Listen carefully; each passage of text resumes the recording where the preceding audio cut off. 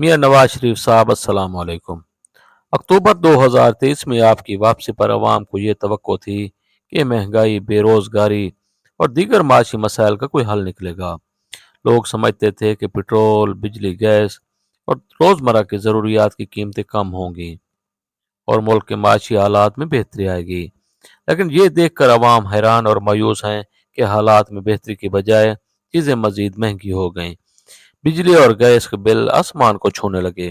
अवाम अपने रोजमर्रा के अखराजात पूरे करने में शदीद मुश्किलात का शिकार हैं।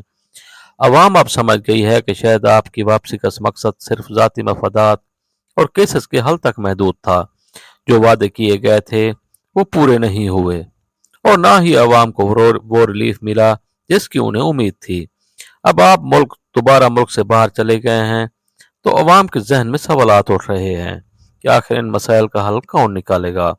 अवाम अब एक ऐसी क़यादत की ख्वाह है जो वाकई उनकी मुश्किलात को कम करने के लिए अमली इक़दामात करे और मुल्क के हालात को बेहतर बनाए।